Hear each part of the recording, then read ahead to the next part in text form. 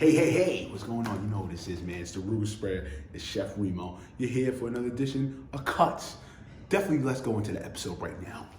Yeah, come on, man. You know what I'm saying? It's not malicious of what I do. It's because I care. It's because they come into my community. That's my thought. Right.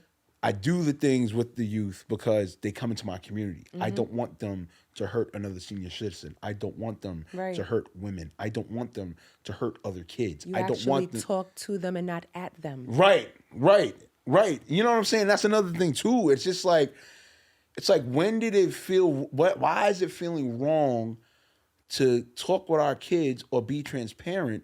Where if you do that, it decreases their chances or their level of aggression and anarchy. You know what I'm saying? So what's your take on that? I mean, that's always been my take, but I always wanted to know, like, what's your take on that? You know what I'm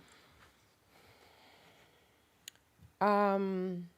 We have to talk to our kids. We have to talk to our students, our children, our scholars. But you have to know your audience. Right. Okay? Right. Like, a lot of people want to come into our communities and they want to teach our children. And I'm not saying that people who don't look like us can't teach our children. Right. But you have to understand our children. You have to understand their circumstances. You know, you have to at least have some knowledge of it or be able to ask questions of other people about what these certain circumstances mean for that child. Right. You know, you can't just have a black friend or a brown wife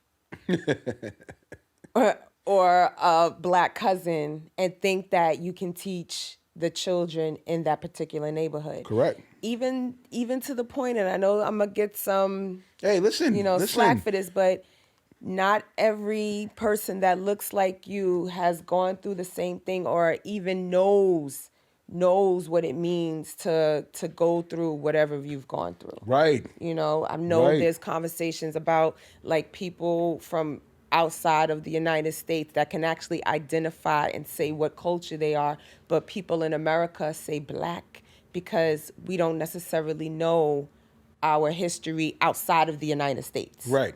You know? Right. So know who you are teaching. Right. Talk with people. Right. You know, I'm from Harlem, yes, and I grew up in Lakeview, and I'm back here in East Harlem again, but I'm out in there doing the community council, doing different things, out in the street talking to the kids because 1980s, 90s East Harlem is very different from 2022 East Harlem. Super different. I should You know, know. so I still have to put my ear to the ground. It's like, what are people really experiencing?